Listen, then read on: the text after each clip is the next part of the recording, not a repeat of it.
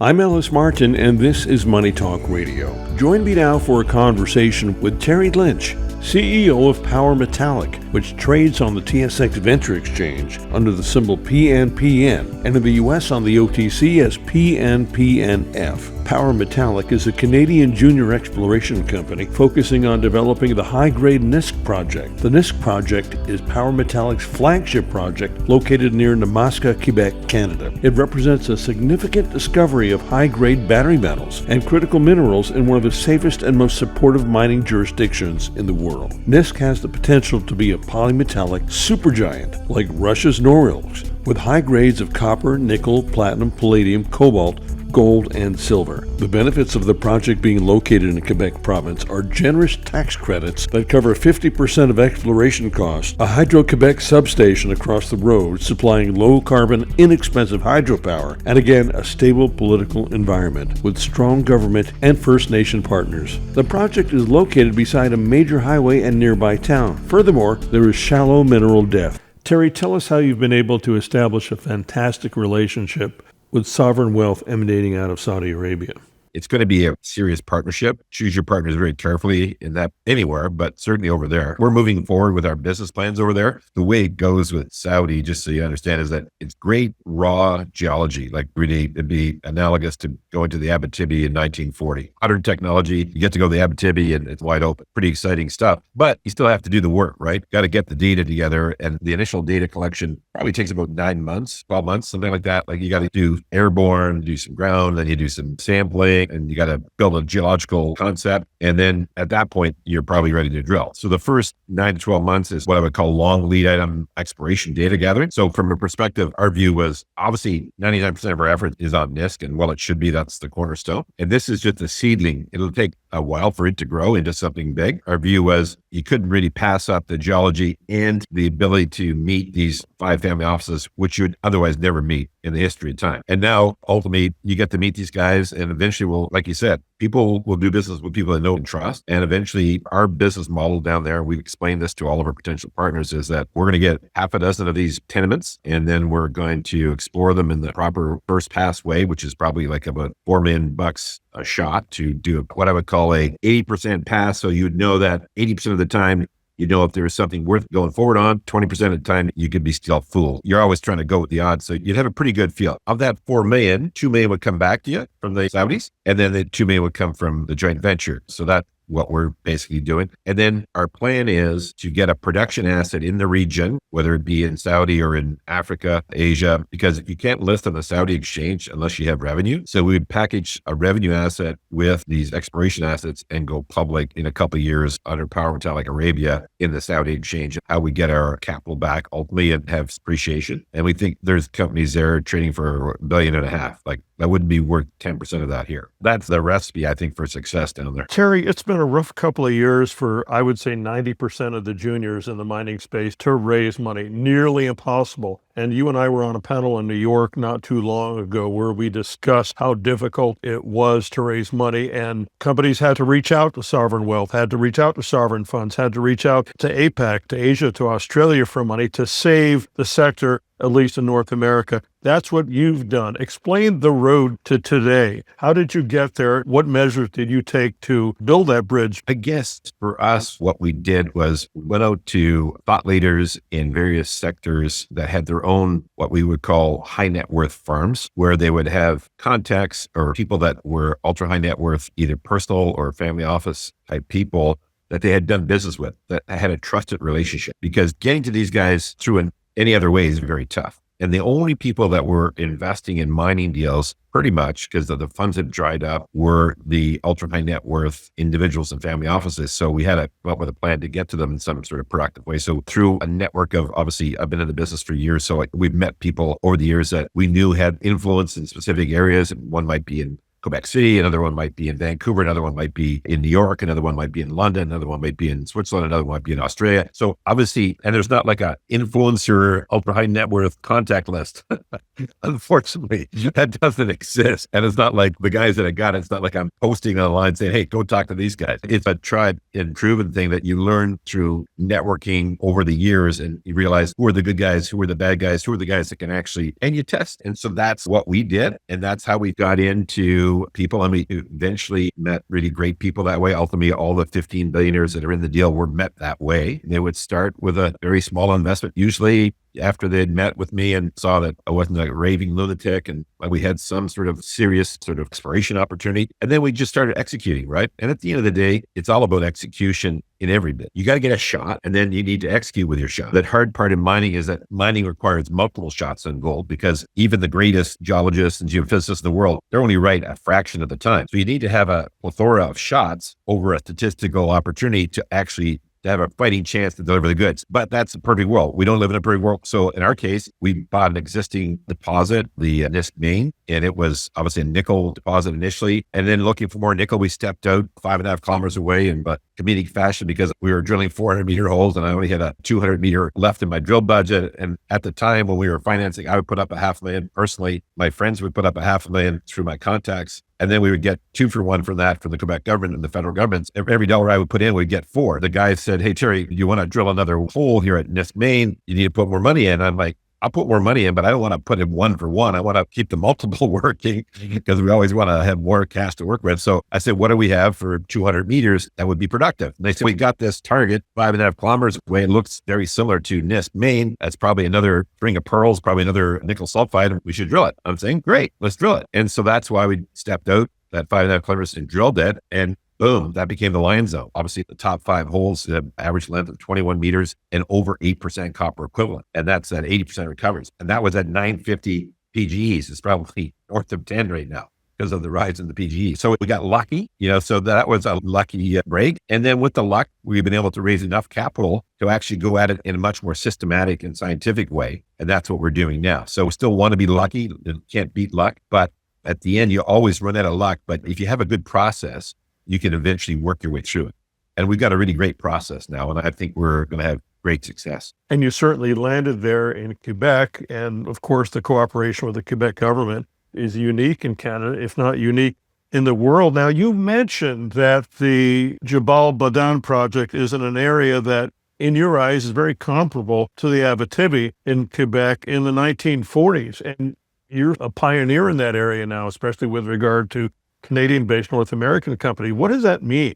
Yeah, honestly, we got approached. We were at Beaver Creek 2 years ago, and we met the Kingdom of Saudi Arabia representatives there, and they were impressed with our current exploration. They've been going well at Nisk in Quebec, and they're looking for exploration companies. They're not looking for land bankers. They're looking for people that know how to take raw dirt and go at it in a systematic way and find value or move along. So we had a good initial meeting, kept on talking over the next year, and then we met last September in Beaver Creek again. And of course, we had rocked it, the world, obviously, with a phenomenal Lion Zone discovery.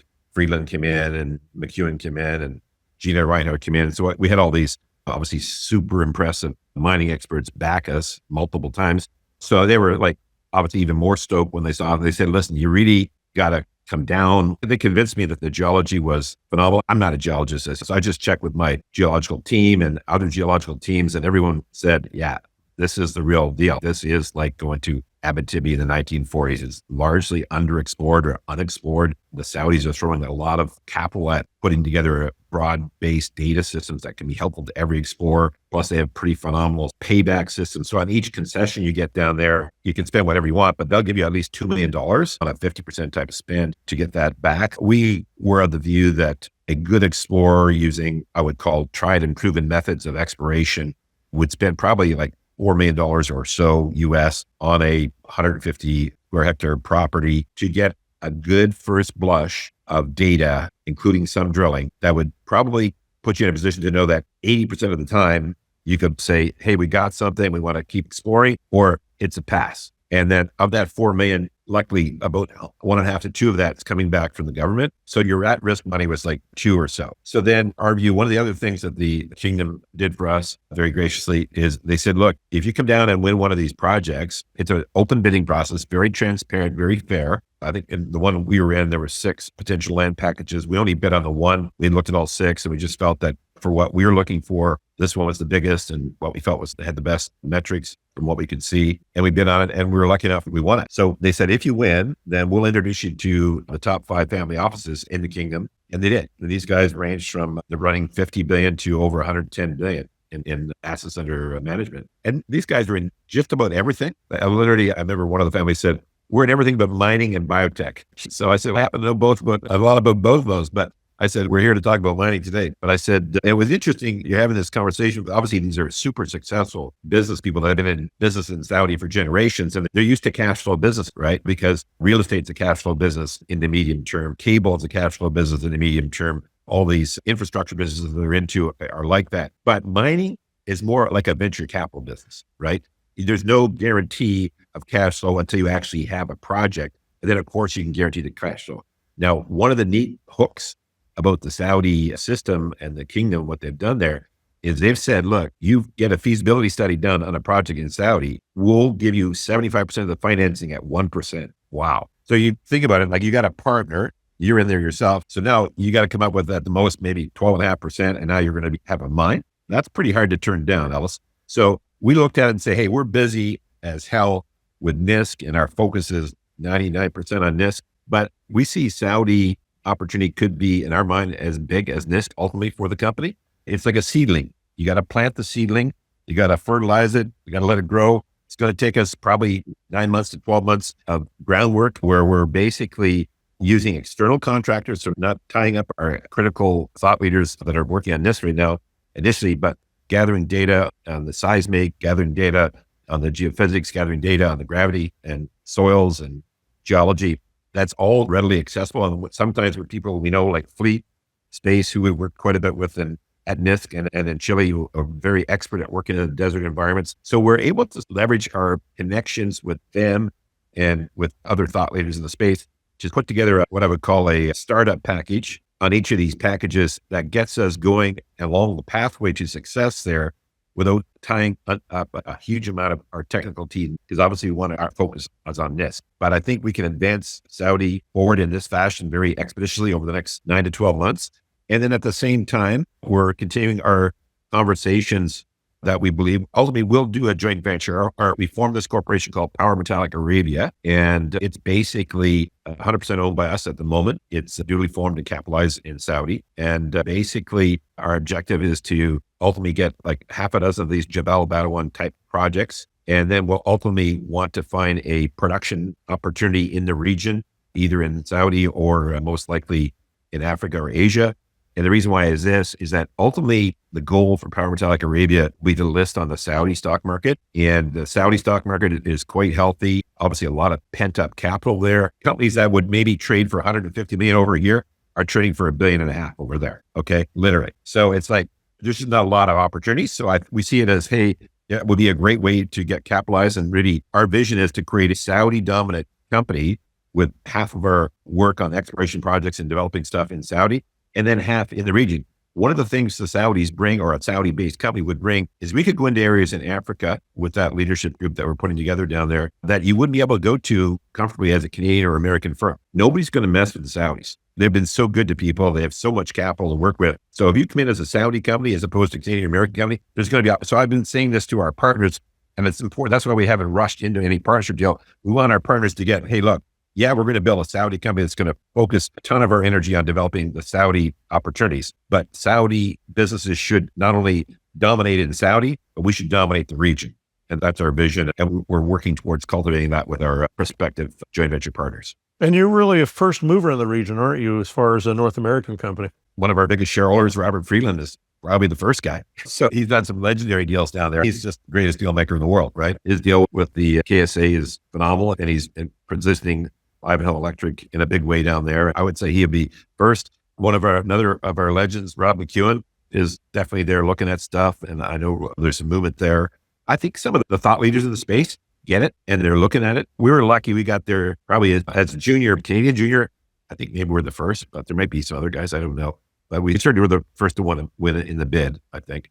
And I think there'll be others. And people ask me and I say, yeah, if you're serious about being in the exploration business, you need to have a ticket down there, I think. That's a great strategic long-term plan for shareholders of Power Metallic. Now, Terry, let's bring it back home. What's happening with Nisk? The big news, of course, is we almost quadruple our land mass, right? We're closing literally today on the lift package, right? I think we said over 300%, but it's closer to almost 400% of our land mass. Our view is our current package is great, and we see land becoming a mine. We see Nisk ultimately becoming a mine, and there may be other opportunities there. But when we looked at the regional section, we felt that there was 8 lion-like opportunities, and now we've got 7. We think this is going to become a district play. Sudbury, just so you know, 33 mine in the Sudbury Belt. So when these things come, generally they come in clusters. So our feeling is this will be another cluster. We're basically reinventing the geological map of Quebec that hadn't been seen as a copper, nickel, PGE base, but now obviously it will be. And we think for us, market probably hasn't appreciated this. That was, I think, a really great move for us. It was a good move for Lyft too. They got a big chunk of stock from us. But that's not their expertise. Any good trade, it was fair, I think, to both sides. They're going to have a big win, and we want them to have a big win. And for us, it gives us a lot more ground to grow. So we're super stoked with that.